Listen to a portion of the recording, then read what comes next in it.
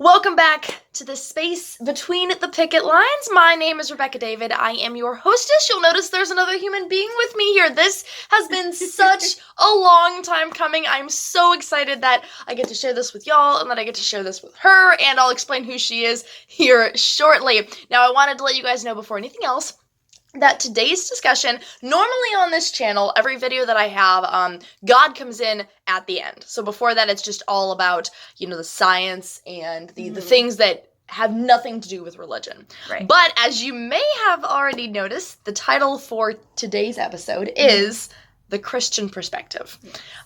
Because for both of us, we started our pro-life journeys coming from the basis of what Christ commands of us in the Bible. So that's what today's going to be all about. So warning in advance, but I think you're really, really going to like it. We have some really amazing things to say. And as per always, she has no idea what any of the questions that I'm going to ask are, because I believe cold turkey responses are generally the most honest and truthful ones. Yes. So here we go!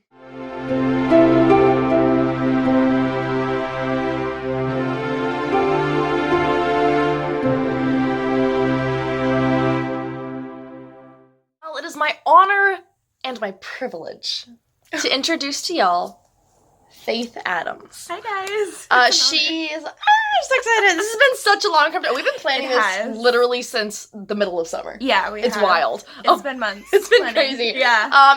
She is my long distance best friend. Yes. She lives in Maine or something. Yep. Yeah, Maine, which I actually straight Maine. up, I forgot it was a state until I met her. So there's that. Some people think it's Canada, but no. Yeah, there you go. So she's from Maine, and the way that our paths crossed was we were both invited to the flagship live action conference over the summer. That was an honor. That was an amazing experience, and we got to meet a bunch of incredible human beings, amongst whom was Lila Rose, because she's the one who founded live action. Yes. David Day Dallas, I talked about him in a previous video.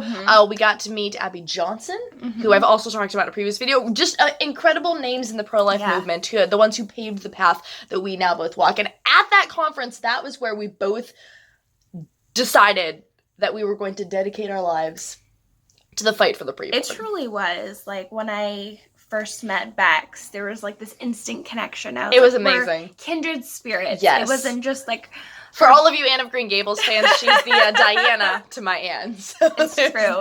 It's true. We're definitely kindred spirits. But when I met Bex personally, it was not only her bubbly personality that really got me, but her love for this work and her dedication and the love for the Lord. So. Absolutely. So we thought, what better video for the two of us to pair up on than talking about the pro-life fight from the Christian perspective and why it matters so much.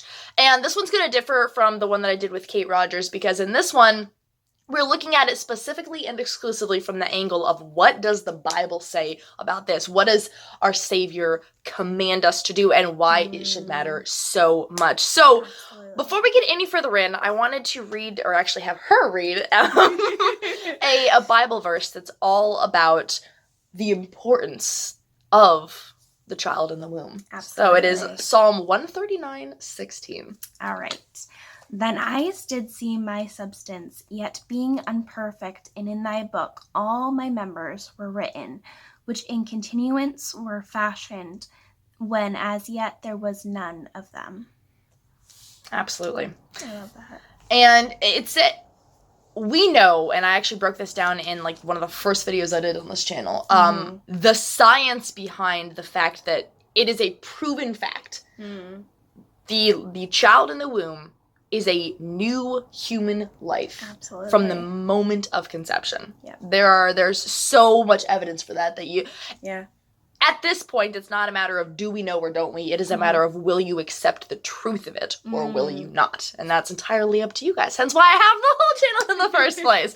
So every single thing that I'm about to ask her, she will be answering from the Christian perspective. Yes. Which is such an honor. And I love it so much. And before we even get any further, it is not just the child in the womb who has intrinsic value as a human being. Now we're going to get into why that's a truth, but I want you, if you're watching this right now and you don't realize this about yourself as a human being who exists on this planet, there's a song, it's called More Beautiful You, it's by Johnny Diaz, and I really love it because it talks about how you, as a human, have intrinsic worth and value that was imbued upon you at the time of your conception by the Lord of all creation.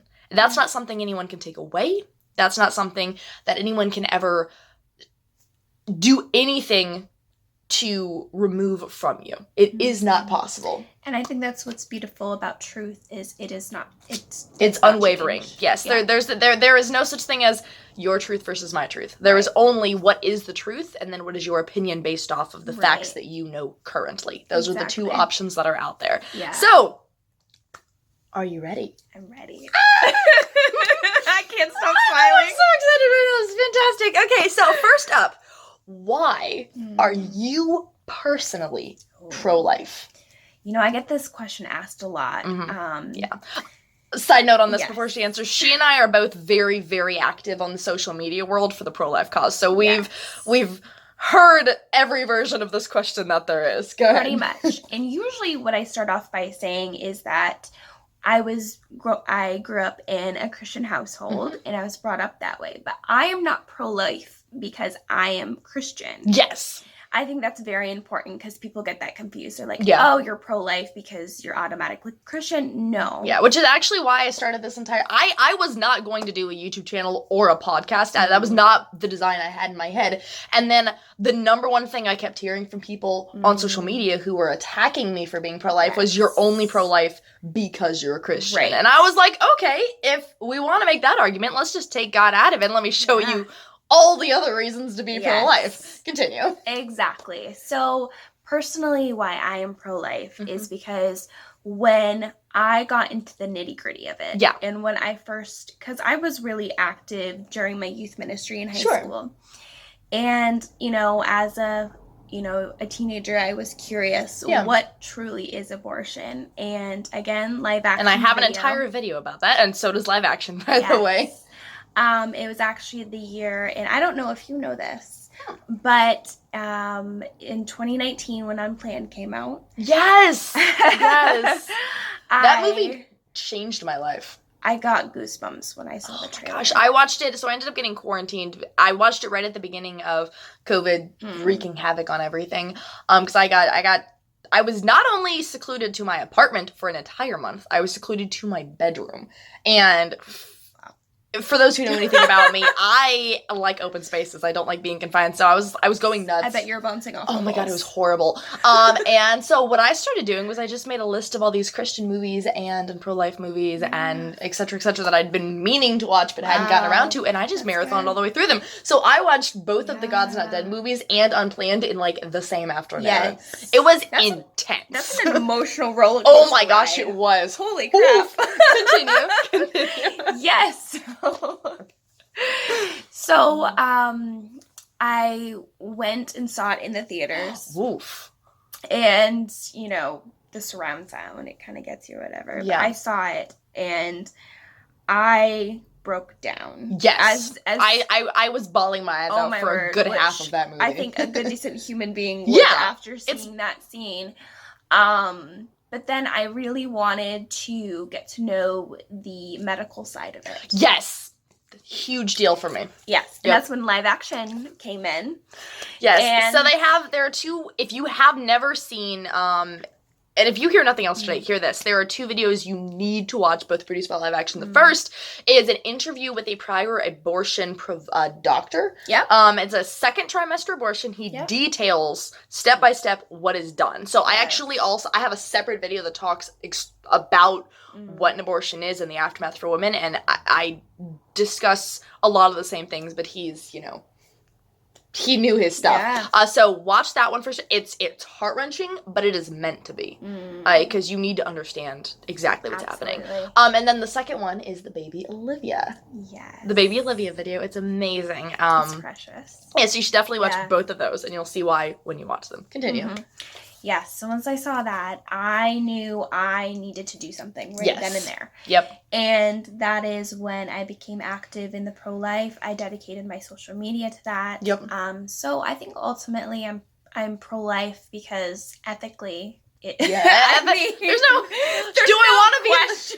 I want to be in the camp with people who are like, yes, murdering children is acceptable as long as their placement in the world is inconvenient for you, right? Or makes you sad, or makes you mad, or whatever may have you. When you really break down what is abortion, it is killing the child in the womb because they are, and maybe you as the female are in a really crappy circumstance. And my heart goes out to you. Please reach out to us. There will be more about that at the end of the video. We want to help you. But the best way I can surmise it is that child doesn't deserve to pay with their life for the fact that they came about at a time that, for whatever reason, they are not wanted. Or not a good convenience. Yeah. Okay, so, awesome. Next up, when did you decide that fighting for the preborn was the cause that God designed you for on this planet? Because each of us, a really important thing to realize, you're not here on this planet by accident. No. God formed you in your mother's womb for a specific purpose. He has plans for you, incredible plans, and all it requires is you to say, yes, Lord, where you send, I will go.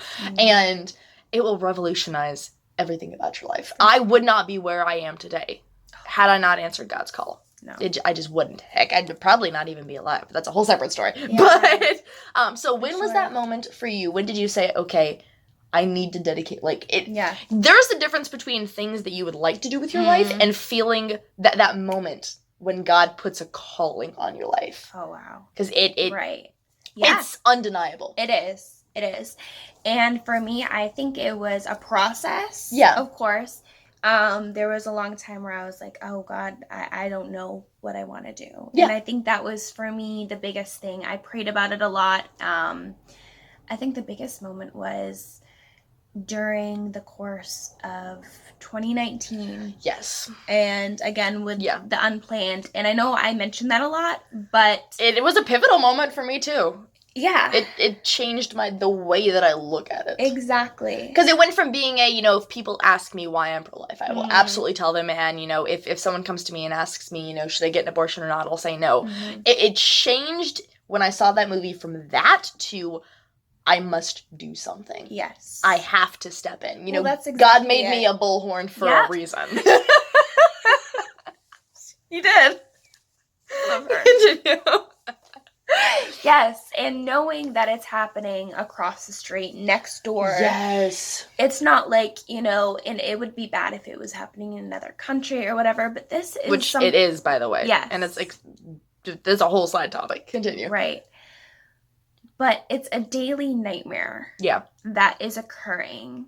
And that's how I can just describe it, is it's a nightmare. It is. And we need to stop it. Yeah. And we need to empower women in knowing that they can do this, whether it's through adoption. Yeah.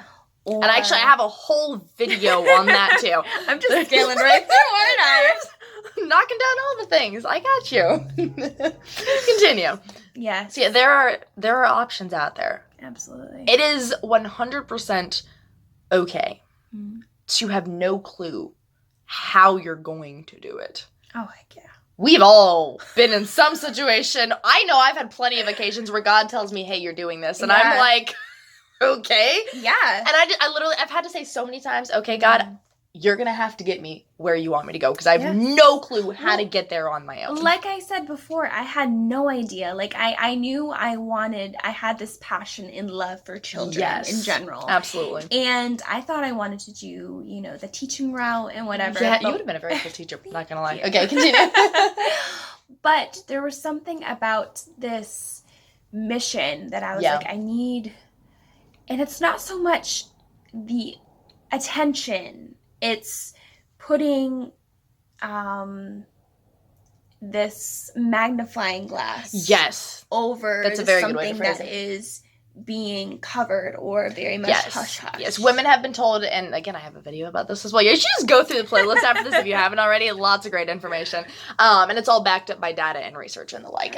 That's a huge part of what this channel is about. But I I think for a lot of women I've encountered who are post-abortive or who consider themselves to be pro-choice, it is because no one's ever explained to them what happens. No one has informed them, not only is this the murder. Okay, say that it was perfectly fine to murder your child.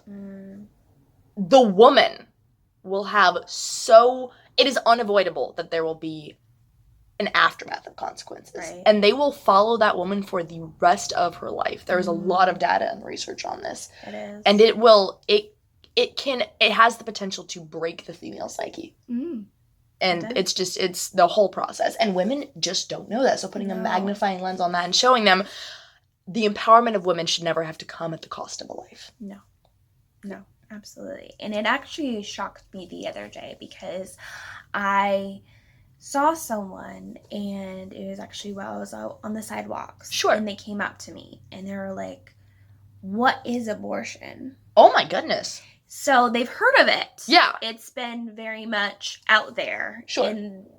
But they didn't understand truly what it was. They're like, so what is it?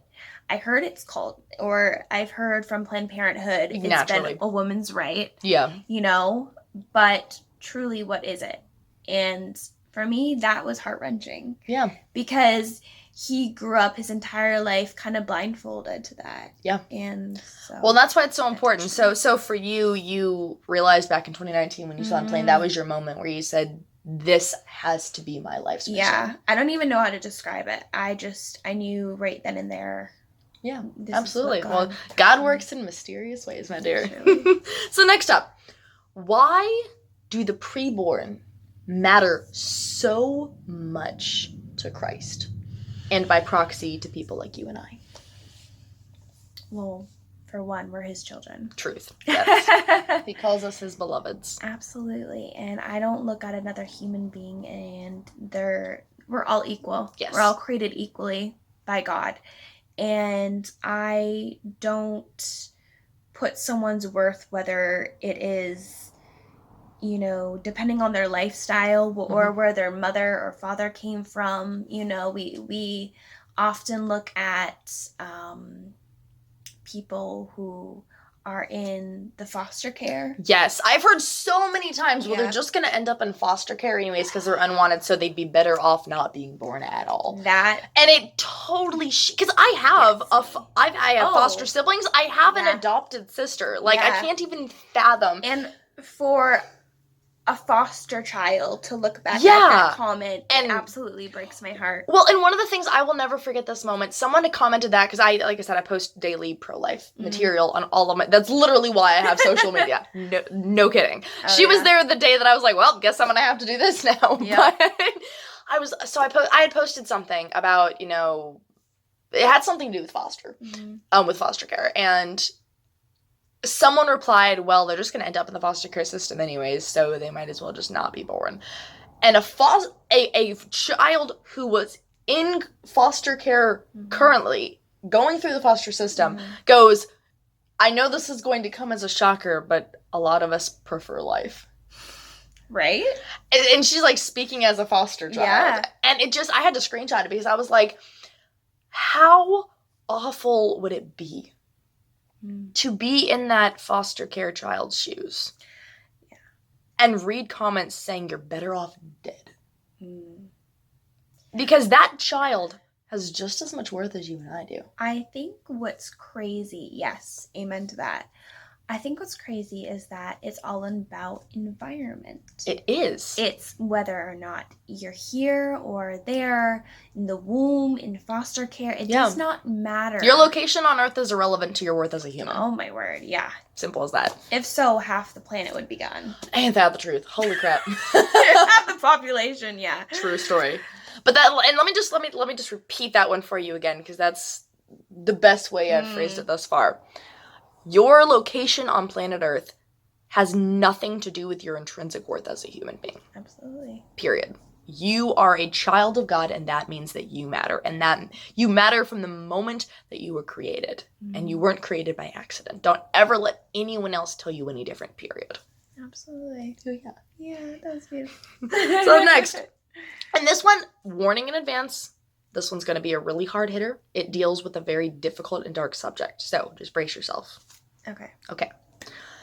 In cases such as rape and incest, why should the mother not abort her preborn child?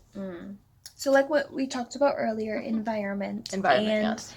We don't hold the father responsible. Yes. And I think that's a mistake. In almost 100% of the time when it comes to rape or incest, they end up aborting. Not always, but yeah, it's a very high statistical number. It is. And by the way, let me just put 2 brackets here on this. Number 1, those are awful crimes. The person responsible for them should face extraordinary penalties. Anybody every time that has experienced rape, incest, any of that, there is help out there. There absolutely is. Yes. Please reach out to, and like I said, I'll put my info up on the screen later so you know where to find me. I just also uploaded there is a video on this channel that's all about help and resources that are nationwide. You can find them anywhere. There are so many people out there who want to love on you and help you and let you know it's going to be okay. Speaking as someone who has survived sexual assault, I know what that can do to a person. You are not alone, and I promise you, it's going to be okay. But, with that said, the result that should never occur is penalizing the child by taking his or her life in the womb because of the crimes committed by that child's father. Absolutely. Because what happens there are a couple of different things, right? Number 1, you're taking away the most viable evidence you have of what has occurred to you. Because that child will share DNA with that human being. That doesn't make them the child of a monster. No. I mean, sorry. That doesn't make that... Don't look at that child like that's the monster's child. Right. Because that child deserves more. Because, like, think if you were in that position. Well, that's exactly it. Your worth is not determined by what your father or mother has done in the past. Absolutely. You are your own human being. I think that, and I think that's where we have to bring back, who you are through Christ. Yes. Whether or not you are religious or not. Yeah. So. God's love for you is not dependent on your belief in him. Absolutely. Is the way I like to phrase it. You are treasured, even if you're watching this and you're like, I don't, God is not insane. God is not a part of my life. Who are these crazy people? Even if that's you, that's okay. Yeah. God will love you no matter how much you don't like him. And God's timing is beautiful. Always perfect. Oh, yeah. Absolutely. He can take the worst of circumstances and turn it into the most glorious of stories. Yeah. And history is replete with examples, as is the Bible. But so in cases of rape and incest, what happened to the mother, we absolutely feel for her. I don't know a single pro-life person who doesn't feel for those women in those circumstances. And I think that is the biggest misconception for that. Yes. Is that they automatically care for the child. No. We have such a there are so many programs out there that are built to love on the mom, too. Yes, the child is important, absolutely. But the mother comes first. Her mental health, her physical health, spiritual. And I think the mistake a lot of women make is believing that getting rid of the child, murdering the child, is going to cure the pain. Yes. Or I know I've read stories of many post-abortive women who thought they wouldn't be able to look at their child every day knowing that the father, they're the product of someone doing something atrocious. Like, it would be a constant memory of the horrible things. But in reality, there's a lot of evidence out there that I actually know one woman specifically who her kid came from her having been assaulted. Yeah. And I asked her, I said, 1, thanks for not aborting your child, but 2, how do you react every single day to seeing this child? Is it a reminder? Or is your kid a reminder, or is your kid a blessing out of the pain? And instantly she said, it was the only good thing that I've had from that. She's like, there's still so much pain, and I'm working through it, which is totally to be expected, but she said, my child is a blessing. Yeah. So that child remains a blessing. Even whenever the father did something horrendous. Absolutely. So we feel for both, but the answer is never murder the kid. Right. That's the one wrong answer there is in this situation. Yeah. So there's that. And also for and I know a lot of, and this is gonna get like weird for a second, but bear with me. Yeah. I did a lot of research into this, and a lot of people are genuinely worried that if the child is a product of incest, they are going to have a lot of complications that will make their life non-viable on the outside of the womb, because there's a reason that people who are related to one another are not supposed to procreate. And while there are absolutely cases where the child will be non-viable outside of the womb, that's true. Imagine if you were somebody who was coming into this world and the doctors told your parents they're going to be non-viable. Erase their life. It won't matter. One, the doctors aren't always correct. Right. I have a cousin who's living proof that the doctors aren't always correct. I am actually also living proof that the doctors are not always correct, but that's a side story. But two, even if you only get a couple of hours with that child, even if that child is going to face adversities growing up, maybe they're going to, speak different. Maybe they're going to look different. Maybe they're going to need, I don't know, whatever it is that they do. There will probably be medical complications.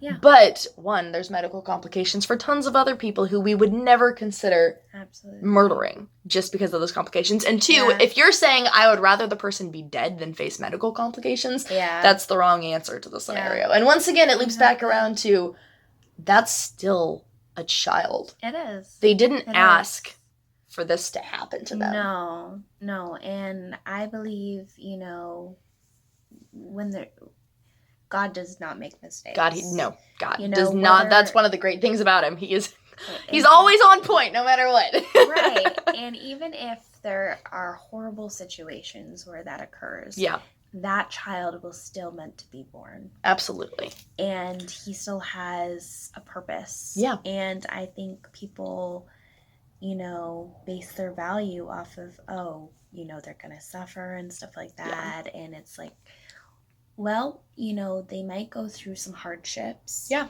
But don't we all? You know what I mean? Ain't that the truth? So, worse, people go through some pretty hard stuff. Yeah, but absolutely. I won't look at that person and be like, oh, I'm sorry. Yeah, sorry. Well, and it also gets into the thought process of, okay, let's take this to its logical conclusion. If it were a really good barometer I like to use, if it were not the preborn child we're discussing here, if it were literally any other sector of society, would your response be the same? Absolutely. And I like to think of it as that, like a toddler. Yes. One day, he's an inconvenience. Yeah. And you're like, oh, sorry, just you gotta go. And I'm like, oh. But no, it's heartbreaking. It is heartbreaking, but humans are built to overcome adversity. There have been so many studies done on this. Whenever we are given a life that's free from hardships, it drives us bonkers. It does. We're built to figure out how to overcome unfortunate things. Absolutely. It's built into our DNA. Yeah. After the fall, God was like, okay, because they're no longer going to be in paradise, let me give them a different option. Yeah. And he hardwired into our genetics, not by accident, because God doesn't do anything by accident. Right. He hardwired into our genetics this absolutely incredible will to survive and thrive through anything. And I love the phrase, and this too shall pass.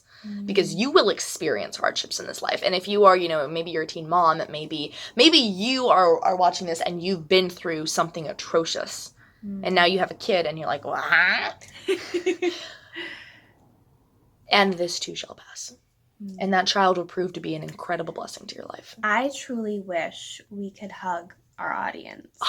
Yes. I wish. Yes. It would just make me so happy to know how much we love you women. Yes. Our heart is first and foremost with our fellow women. Absolutely. And that's why we do what we do. Yeah. So, on to the next question. Yeah. And this one, I always like the answers I get to it. Because they're so varied. Do babies in the womb have value simply for existing? And why or why not? Oh, I don't think I've ever heard that one before. Oh my goodness. Do you mind repeating it? Sure. Okay. Do babies in the womb have value simply for existing? Why or why not? And how does that change the conversation?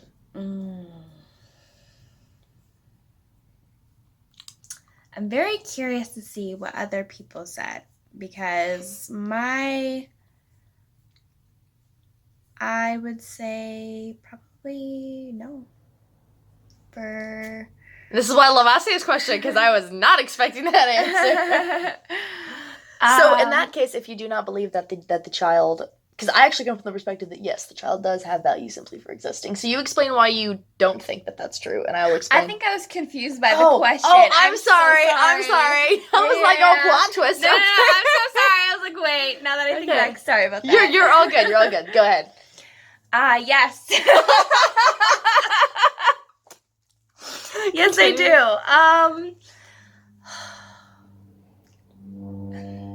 I'll watch you answer your answer. That's okay. Okay. Yeah. Had a little bit more practice on this portion. So, first and foremost, we've got Psalm 138. Then, we have a lot of passages in the Bible where God specifically, coming from the biblical perspective, where God specifically says, "I made you. I know you. I love you. You are precious to me." Yeah. There are so many passages, quite literally hundreds of them. Yeah. And God makes it very clear, you are you from conception. Absolutely. And for that, you have an innate worth given to you by God. Yeah. Which means that simply for existing, and this loops back around to the premise of, where on earth you are. It reminds me of Where in the World is Carmen Sandiego. You have value simply for existing because God intended for you to exist as a human. Absolutely. Yeah. Using that as a launch point for your answer, go ahead. Yes. I'm sorry. I was really confused. You're all good. Question. You're all good. I could have phrased that better. Go ahead. Absolutely. No. It was, I think, everybody's definition of like again, truth does not change. No, it does not. So I think I'm gonna stick with that answer and just I like be it. A human it's precious. Yeah. Humans that I don't know how to what a simplistic way to think about it, right? Human beings are precious. We know that a preborn child is a human being. Yeah. Thus, by the transitive property, that preborn child is precious. If someone were to try to tell you, as an existing human on this planet, that your infant had no worth, for whatever their reason was, you would, most people I know, those would be fighting words. Yeah. The rules don't change simply because of the person's placement on planet Earth. Yeah. I've very much gone to mama bear mode. Oh, yeah, 100%. I'm not even a mom. Yeah. At all stages of your life, from birth to death, you as a human, no matter what mistakes you have made, you have intrinsic value. Absolutely. That cannot be taken from you by anybody or by any law or by any statute or whatever else it may be. Absolutely. Now, there are those who can choose to ignore your value, but that doesn't take it away. Yeah. And if you can live grounded in that knowledge, it will revolutionize the way you see this world. Absolutely. Oh, yeah. Now, our final question. Dun, dun, dun, dun. If there is one thing, and one thing only, that you could choose for people to remember, to take away after they've watched this video, and remember for the rest of their life, what would it be? That you are loved, and you are precious, and we love you. Yes, we do. And you might not feel that now in this moment, or you might be going through a really tough time, but knowing that you have purpose on this earth for a reason, and there are people who truly care. There really are. Yes. Please, if you are watching this, especially if you're facing a crisis pregnancy and you don't have anywhere to turn to, we care about you. Love you. Even though we don't know your name right now, we care about you, and we will move heaven and earth to get you the help that you need. Absolutely. Because a great thing about coming at this thing from a Christian perspective is God teaches us two things. One, if you have the faith of a mustard seed, you can move mountains. I've seen that happen time and again. Yeah. And two, love your neighbor as yourself. And neighbors don't have to be located geographically right next to one another. Yeah. You are our neighbor in Christ. Absolutely. And even if you are like watching this and you're like, well, I don't believe in Christ. Yeah. That's okay. You're still our neighbor in Christ. Absolutely. And because God commands us to love our neighbors as ourselves, we love you.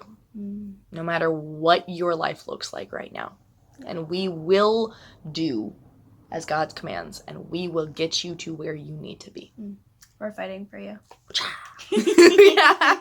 All right, stick around because coming up right after this is going to be the book recommendation of the week. But yeah, thank you so very kindly, Faith, for joining me today. It has been an honor, and I'm so excited. Alrighty, I'll see you in a second. Alrighty, y'all, it is time for one of my absolute favorite parts of every single episode that I do, this week's book recommendation.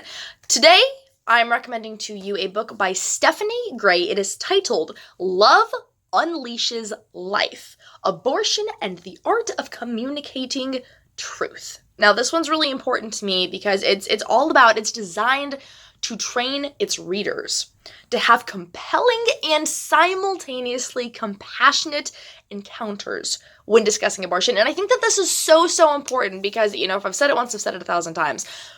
It doesn't matter how true you are, how true the words that you are speaking are. If the person who you are talking to does not believe that you care about them as a human, they aren't going to give a dang what it is you're trying to tell them.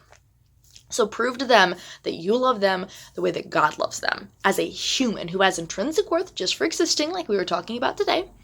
And then you have a much, much better chance of them hearing the truth of what abortion actually is. So once again, the book is named Love Unleashes Life, Abortion and the Art of Communicating Truth. Now, next week, we are going to be tackling some common misconceptions and myths. So I'm really excited about this one because I have a whole list going of all the things I've been told that I am and that I believe by those who I have spoken to ad nauseum with on social media. So we are going to get into all of that fun stuff, and I'm going to tell you why everything that the pro-choice world has probably told you at some point or other about people like me, I'm going to tell you why it is wrong. And I'm really excited for it. It's going to be awesome. Hoo yeah. But for now, remember, be blessed. Remember your intrinsic worth as a child of God. And I challenge you to live as though it is true. Because if you do that, your life will change radically and it will change for the better. I promise you this. Until next time, continue to be blessed. And let's also continue to be pioneers in the space between the picket lines together. Thanks for joining me today.